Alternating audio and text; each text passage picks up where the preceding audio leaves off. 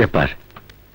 Sentry নেই, zip গাড়ি নেই, তাহলে তাহলে সব গেল কোথায়? কিরে, তুই এখানে দাঁড়িয়ে আছিস, বাকি সব কোথায়? এই শালার পো, বোবার মতো করছিস কেন? আওয়াজ করে বল, কি হয়েছে, কি বলতে চাস?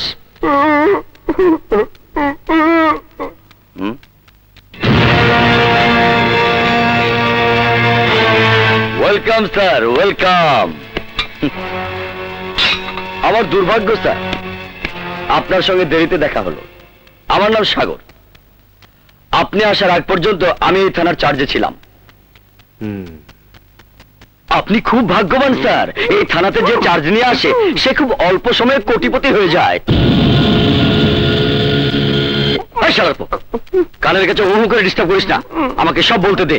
স্যার, এই এলাকায় কটা হোটেল আছে, সব কটাতে দেহ ব্যবসা হয়, আর ওইসব হোটেল থেকে আমাদের জন্য বরাদ্দ মাসে 2 লাখ টাকা। এই বান্দর বাচ্চা বান্দর, গুতা মারিস কেন? কিছু বলার থাকলে মুখ খুলে বল, স্যারও শুনুক, আর বলতে না পারলে চুপচাপ থাক। যা বলছিলাম স্যার, এই এলাকার 3 জায়গায় নেশা বিক্রি হয়। 1 কানাইবাবুর দোকান, 2 চটপটি গলি, 3 বাগপাড়া। এই 3 জায়গা থেকে আমরা মাসে পাই 1.5 লাখ টাকা। এই এলাকার ছিনতাইকারী, অপহরণকারী, ধর্ষণকারীদের কাছ থেকে পাই গড়ে 5 লাখ টাকা। এছাড়া বড় বড় গডফাদার তো আছেই, সময় মতো ওরা এসে আপনার সাথে পরিচিত হবে।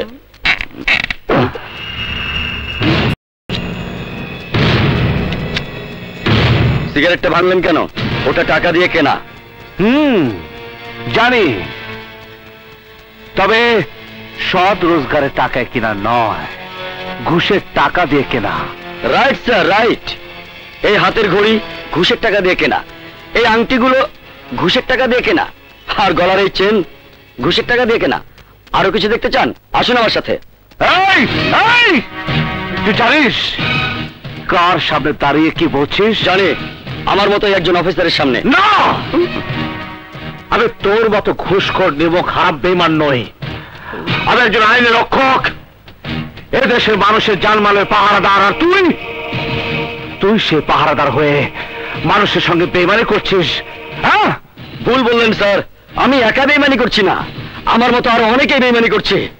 তারা আপনার আমার চেয়ে অনেক অনেক বড়। তোর মতো ঘুষখোরের কাছে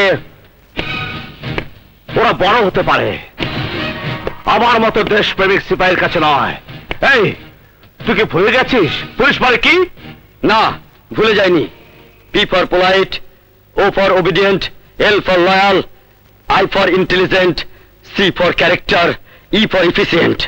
কিন্তু এই সবই অর্থহীন আমার কাছে, কারণ এই চাকরিটা পাওয়ার জন্য আমার বাবার ভিটে মাটিটা বিক্রি করে লক্ষ লক্ষ টাকা ঘুষ দিতে হয়েছে আমাকে।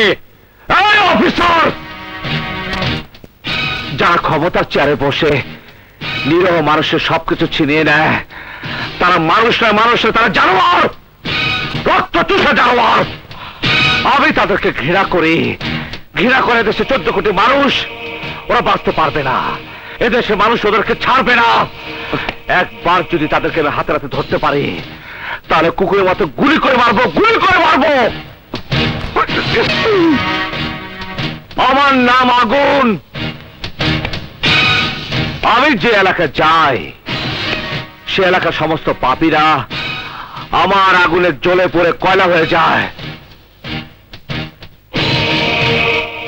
কয়লা, কয়লা, কথাটা মনে রাখিস, মনে রাখিস।